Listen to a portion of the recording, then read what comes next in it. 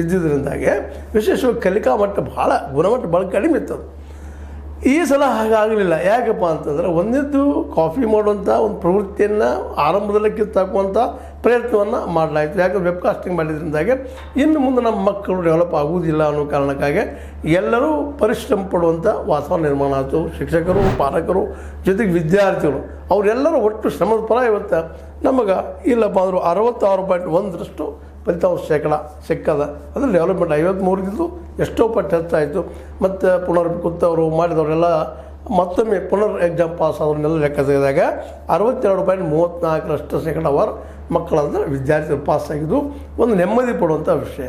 ಯಾಕಪ್ಪ ಅಂತಂದ್ರೆ ಮೊದಲಿಗೆ ಆಗಬೇಕಾಗಿದ್ದು ಪ್ರಾಮಾಣಿಕವಾದ ಎಜುಕೇಷನ್ ಈ ಸಂದರ್ಭದಲ್ಲಿ SLC ಅವ್ರಿಗೆ ಆಗಬೇಕಾಗಿದ್ದು.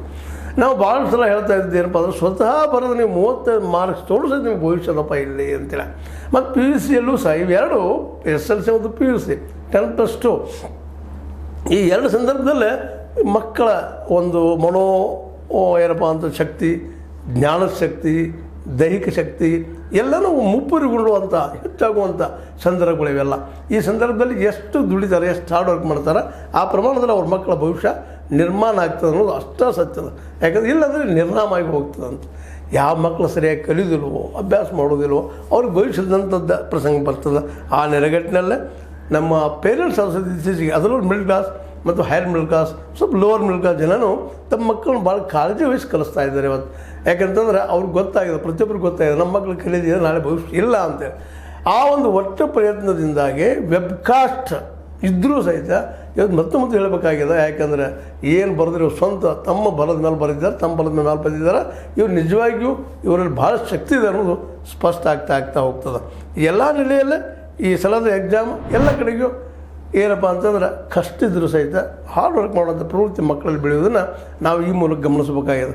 ಮತ್ತು ಸಣ್ಣದಲ್ಲರಿ 625ಕ್ಕೆ 625 ತೆಗೆದುಕೊಳ್ಳುವಂಥವ್ರು 22 ಜನ ವಿದ್ಯಾರ್ಥಿಗಳು ಈ ಸಲ ಅಂತ ಸಣ್ಣದಲ್ಲ, ಸಾಹಸದು. ಅದೇ ಕಾಲಕ್ಕೆ 600 ತೊಗೊಂಡವರು, 620 ತೊಗೊಂಡವರು ಸಾಕಷ್ಟು ಹೆಚ್ಚಾಗಿದೆ. ಮೆರಿಟೆನ್ಸಿ ಜೋರ್ದಾರಾಗಿ ಬೆಳೀತಾ ಇದೆ. ಇನ್ನು ಇಂಥ ಮಕ್ಕಳಿಂದ ನಿಜವಾಗಿಯೂ ಈ ದೇಶಕ್ಕೆ ಏನಾದರೂ ಒಳ್ಳೆಯದು ತಯಾರಾಗುವಂಥದ್ದು ಒಂದು ಸಾಧ್ಯಗಳು ಹೆಚ್ಚಾಗ್ತಾ ಇದ್ದಾವೆ.